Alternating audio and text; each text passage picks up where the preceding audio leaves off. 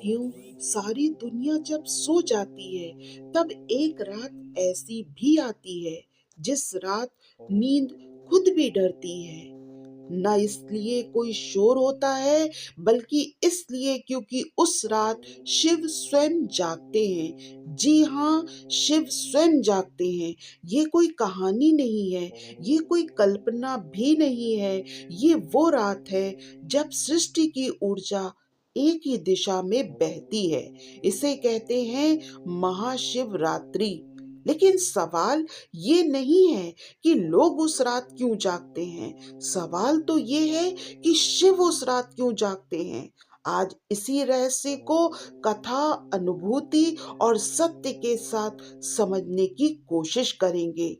शिवरात्रि सिर्फ एक तिथि नहीं है, कैलेंडर में लिखी एक तारीख भी नहीं है। ये वो रात है जब अंधकार अपने चरम पर होता है और उसी क्षण प्रकाश की संभावना जन्म लेती है। हमारे शास्त्र कहते हैं जब अंधकार बढ़ता है, तभी चेतना जागती है। शिवरात्रि अमावस्या की एक रात पहले आती है, जब चांद भी साथ छोड़ देता है। लेकिन उसी अंधेरे में शिव प्रकट होते हैं, क्योंकि शिव प्रकाश में नहीं, अंधकार में भी पूर्ण है।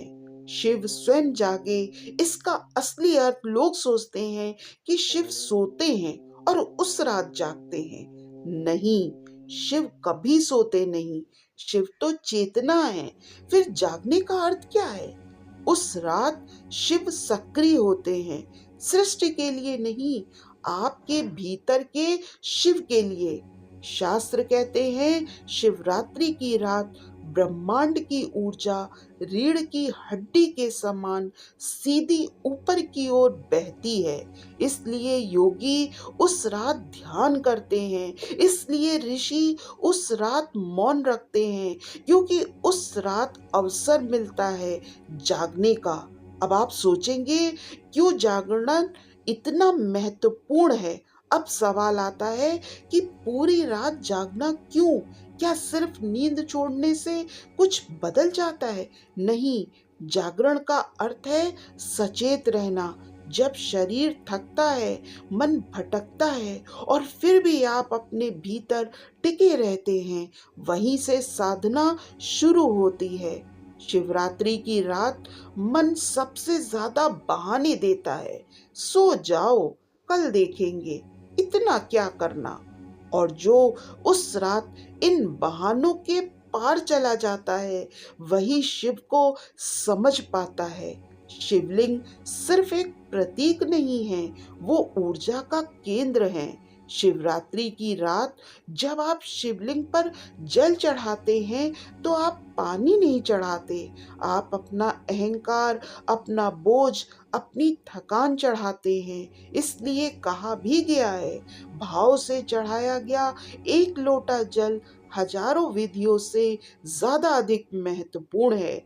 ओम नमः शिवाय उस रात एक अलग असर करता है। हर दिन ओम नमः शिवाय जपने से मन शांत होता है, लेकिन शिवरात्रि की रात ये मंत्र का जाप आपको मन को पार करा देता है, क्योंकि उस रात वातावरण मन के अनुकूल होता है, शरीर ग्रहणशील होता है और मन थोड़ा टूटा हुआ होता है, और टूटा हुआ मन सबसे जल्दी भरता है। इसलिए 11, 21, 51, 108 की गिनती मत करिए, भावना से जपिए। शिव संख्या नहीं देखते, स्थिति देखते हैं। कथाएं कहती हैं शिवरात्रि की रात शिव और शक्ति का मिलन हुआ।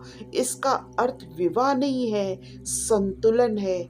शिव चेतना है, शक्ति ऊर्जा है। जब दोनों मिलते हैं, तभी सृष्टि चलती है। और जब आपके भीतर विचार और भावना एक हो जाते हैं, वही शिवरात्रि घटती है। आज के जीवन से शिवरात्रि का संबंध बहुत ही महत्वपूर्ण है। आज का इंसान थका हुआ है, शरीर से नहीं, मन से। शिवरात्रि थके मन की रात है। उस रात अगर आप सिर्फ इतना कह दें, हे शिव मुझसे जितना हुआ मैंने अब तक कर लिया, तो समझ जाइएगा शिव जाग चुके हैं। वो छोटी सी बात जो सब लोग भूल जाते हैं। लोग पूजा करते हैं, व्रत रखते हैं, जागरण करते हैं, लेकिन एक बात भूल जाते हैं, शिव मौन भी हैं। शिवरात्रि की रात कुछ देर बिना मांगे बैठ जाइए। ना कोई इच्छा, ना कोई प्रार्थना, ना कोई शिकायत, बस उपस्थिति। वही सबसे बड़ी पूजा है। जब रात सबसे गहरी होती है, तभी सुबह सबसे पास होती है। शिवरात्रि अंधकार की पूजा नहीं है, अंधकार से डर खत्म करने की रात है।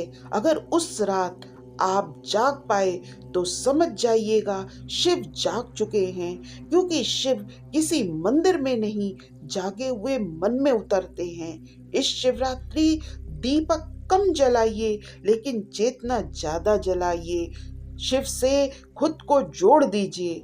हर हर महादेव। इसी के साथ साथियों, मैं जल्दी मिलती हूँ शिव के एक और भक्तिमय वीडियो के साथ। अगर आपको मेरा ये वीडियो पसंद आया हो और आप ऐसे ही और वीडियो को देखना चाहते हो, तो इसके लिए आप मेरे चैनल छोटी सी आशा को सब्सक्राइब कर लीजिएगा। इस वीडियो को लाइक और शेयर कर दीजिएगा, ताकि सभी लोग शिवरात्रि के इस महत्व को भी समझ सकें।